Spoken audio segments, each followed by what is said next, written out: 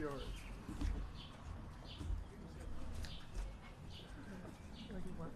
You're right where I need you. 29 years ago, at this very spot, I made an announcement. It was an important announcement for us as a family. It turned out to be an important announcement for the history of the state. The question was whether I would give up a safe House seat, which I had had for 14 years, and risk it all to run for the United States Senate. I made the decision to go forward and do it. And so for the last 29 years, I've been vindicated. That decision paid off. Now I had to face the tough re-election decision for my 6th term in the United States Senate. I love this job. I think it's a terrific job. But I also know reality. There comes a point in your career when the torch must be passed, and I've reached that point.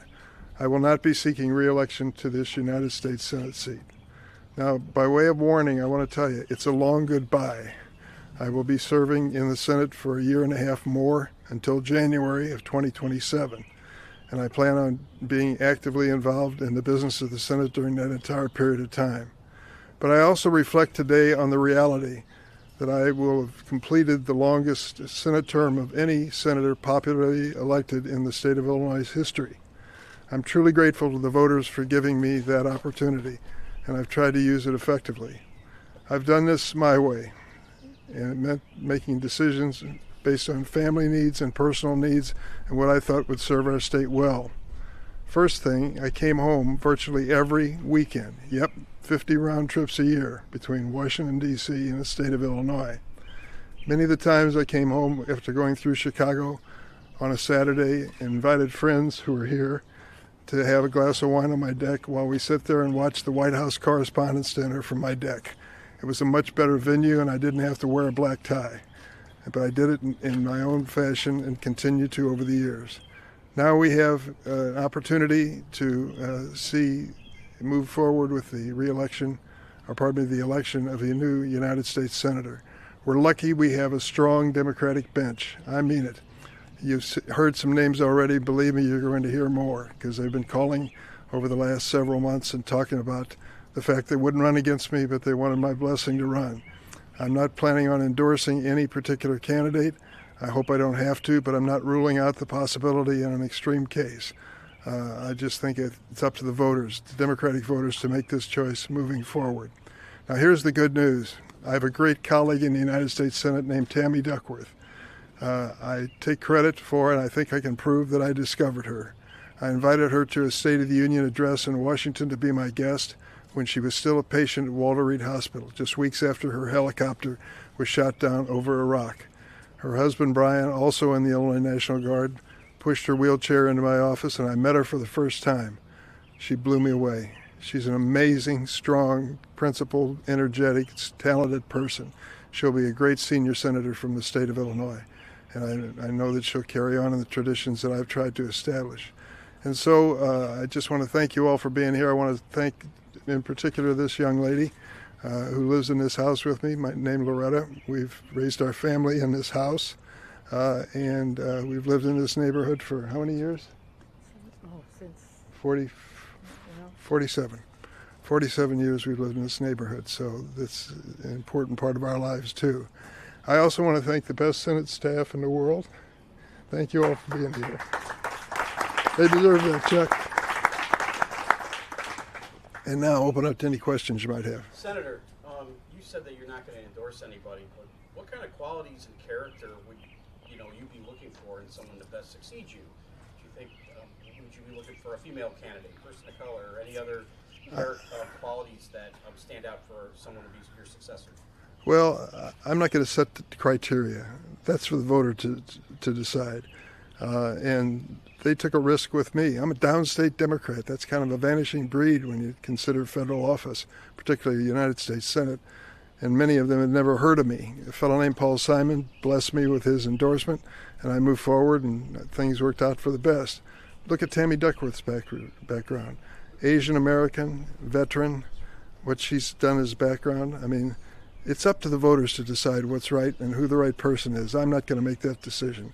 But I am confident we are going to have a diverse group of candidates running for the United States Senate, and it's going to make a difference. So what does your decision mean to retire as far as the political breakup? for upstate and downstate, to follow up on what you said about downstate Democrats being a dying breed. The only thing I can say is I'm saying to everyone who is a candidate, work the entire state.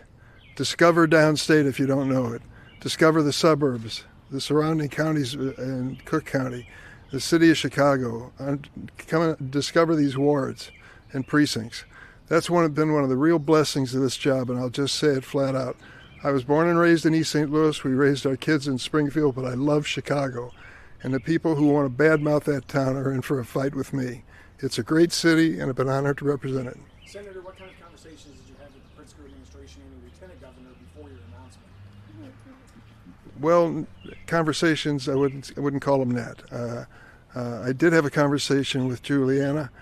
She told me that she was interested, but she wasn't going to run against me, and others have done the same. And when it came to JB, I gave him a call before I made the announcement yesterday. Senator, What? In a year and a half, you walk out the last time, then what are you going to do? I don't know. I just don't know. I've been paying into a pension system for a long time. I may even draw a check out of it. We'll see. But that is not all I want to do. I don't want to sit in a rocking chair anywhere. I want to be actively engaged in the actions and passions of our time, as Oliver Wendell Holmes said.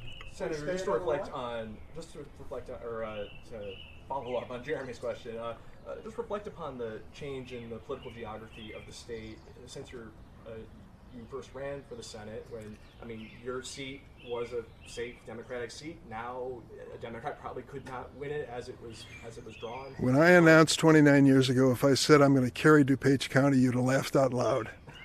Right, but now I'm going to carry DuPage County as a Democrat running for the Senate. It's quite possible. If I said to you, downstate is hopeless beyond the Metro East area and Jackson County and a few places, you'd say, what about Bloomington? And said, sorry, we're not ready. We're ready now. We've got places where we are showing real progress in the Democratic Party, building that party. My message to everyone interested in running for office statewide, run in the entire state from one corner to the next. Don't assume a damn thing. These are voters who want to hear from you and want to know if you're going to make their lives any better. Does it concern you, though, that with the majority of the electorate now in the Chicago area, in the collar counties, in Cook County, that downstate might not get the attention that it deserves without a downstate senator? I don't believe that. I think the person who is successful in running for this office is going to understand they've got to not only represent the entire state, they've got to work the entire state, and we've done that. Do you think you leaving as a downstate I can't Democrat? give you every question. Yes.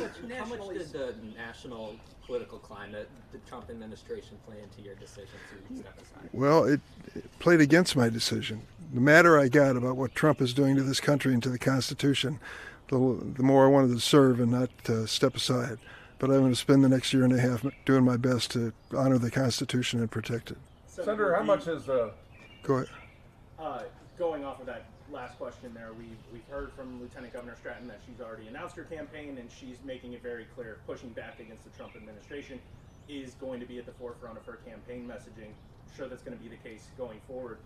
Is that a winning strategy for a Democratic primary? Well, it's an important place to start in the Democratic primary.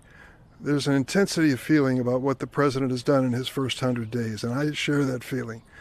There is an energy that you see in the rallies that are taking place around the state and around our country on a regular basis. There's an impatience. People want change tomorrow. They want to stop him tomorrow. Some of them are not realistic. We just don't have a majority in the House and the Senate. There's a limit to what we can do. But it is the starting point for any party that's out of the White House, as we will be in this next by-year election. What do Democrats need to do to win back the majority? Because their approval rating nationally right now is not that great. Well, having a unified message is tough when you don't have a candidate for president or a president. It's kind of a chorus instead of an individual that you focus on for that purpose. But we will be unified in our message, and the person who will unify us is Donald Trump. Let me tell you, that trade war that he has initiated in the United States is going to be devastating to the state of Illinois. Go to the Farm Bureau and ask to meet with them privately. They don't want to speak publicly about this. And ask them what it'll mean if we go through with tariffs on their exports. Go to the CEOs of corporations who called me and told me they were desperate to make a decision on their future, but they couldn't make it because of the prospect of these tariffs. He's creating a devastating economy, and that is the starting point of our election campaign. Senator, our life has seasons, and when you look back and think, that time I was in the United States Senate, what are the first one or two memories that come to mind? Well, I don't know if it's quite that easy. I would tell you that it's an honor that I never dreamed that I would have. I've worked with some extraordinary people. I've witnessed history being made, and I think of the people I served with, Teddy Kennedy, John McCain, the list goes on and on from there. And they have basically, as far as I'm concerned, made history, and I witnessed it, was part of it in some instances. So that was important to me. But I'll also tell you that getting things done that make a difference in the lives of people I represent makes all the difference in the world. I look back, for example, on something I did in the House of Representatives. It seemed almost inconsequential to ban smoking on airplanes. It ended up being a tipping point, and the whole problem with health care and tobacco changed with that as a starting point. People started saying, if secondhand smoke is dangerous in an airplane, well, what about a bus? What about a train? What about an office building? What about a restaurant? And I want to add that my wife Loretta worked for the Lung Association and helped to change the law in Illinois to make it safer for people in restaurants and places like that. Senator, can you go back to when did you first start considering that this was going to be your last term, and was there something that was sort of the tipping point for you? No, it just came down to this. I'm 80 years old, all right? I feel good and strong and healthy and go to work like I'm supposed to, travel back and forth to Washington every week. But I had to project forward. A campaign's going to last 2 years, and then you're going to serve 6 years. So are you ready to make an 8-year commitment? That's the truth and the reality of the United States Senate. I didn't think at this point it was the right thing to do. I think it was the right thing to pass the torch on to another generation. Do you have specific priorities for yourself, being in the minority party for this last year and a half in office? Well, I'm going to look for opportunities, but I'm going to spend a lot of time talking to my Republican colleagues, many of whom have sent me nice messages in the last 24 hours. And I'm going to beg them to stand up and fight with us to protect the constitutional authority of the United States Senate. We can't give this away. Trade, for example. I know you follow agriculture very carefully. The trade war and the decisions on trade policy under the Constitution are on the backs of Congress. We said in an emergency situation we would delegate that to the president. This president is declaring emergencies that don't exist. We don't have an emergency situation with Canada. For God's sake, it's one of our most important trading partners. And now we're going into a trade war with Canada? Is that the message of the last presidential campaign? People laugh out loud when you say that. But it's sad that we've reached that point. The point I'm making to you is if we as a Congress step up and assert our constitutional authority and responsibility, then we can slow down this president from all these executive orders that he's been issuing. Senator Durbin, can you say as to why you think Democrats have nationally a lower polling than they've had in decades? Why is that the case? Well, there's a disappointment among some progressives that we lost the last election. But I think they can be brought back into the fold if we aggressively go after this administration and their violations of the Constitution and offer an alternative. In a short period of time, in the first 100 days, Donald Trump's approval ratings have been going downhill. And it just reflects the fact of how radical his ideas are and how unacceptable they are to most families. So, I think we can build this party. I think we can build it back into a majority party. We got to get started with the off-year election. What do you think are some of the reasons why the polling has come down for Democrats? What are some of those specific things that you see were, that tripped them up? Well, there's a disappointment that we didn't address the issues, the cost of living issues. But remember this president, remember what he promised about the price of eggs and the price of food people face in the grocery stores? Doesn't talk about it anymore, does he? Because exactly the opposite is occurring. His trade war is going to raise prices on American families at a time when they thought the message of the last election was they had a friend in Donald Trump who would bring down costs for families. That's not a fact. It hasn't happened. And when we make that message clear across the board, I think it'll make a difference. Senator, your thoughts on... Back 29 years when you made that first announcement about your Senate run. Yeah. Give yourself some advice for the years ahead. The diet? Go ahead. What would that be? If you could give yourself some advice. as you were announcing that first Senate round? You know, I learn as I go. I don't come in with a magic formula and follow that formula. And my magic formula, if there is one, is come home every week to Illinois. Make sure you keep in touch with this state from one corner to the next.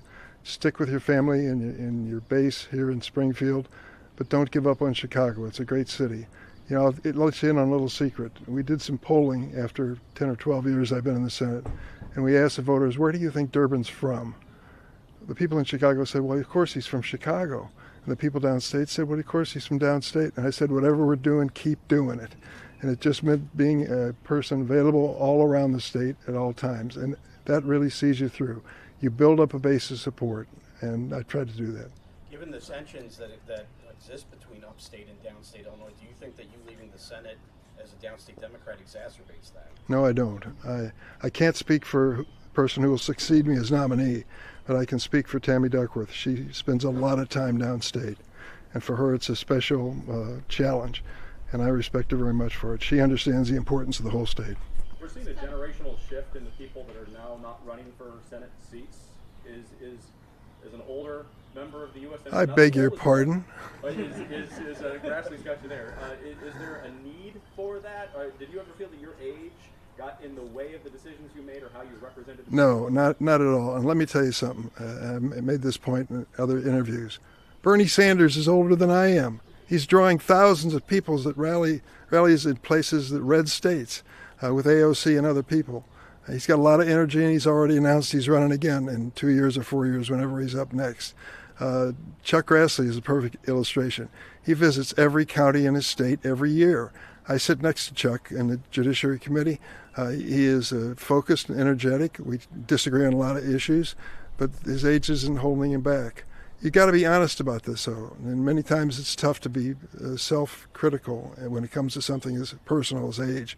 But I feel I'm strong enough to go forward, but I try to think 8 years ahead, and I think this is the right decision. Senator, your thoughts on Citizens United and its impact? You know, we see these cartoonish third-party ads picking on the appearance of candidates. Just your thoughts on the impact of not only on elections, but just the way we view folks in Washington. Any negative concerns there? I took a look at the decision speech or press conference of Paul Simon when he decided not to run for re-election. And he said there were two reasons, and this goes back, as I mentioned, to 1994. He made the announcement a week after the previous election for the one that he would be standing for re-election in. And he gave two reasons. He said the money cost of these campaigns is out of control. He said this in 1994. And you think to yourself, now, Paul, you wouldn't believe it today.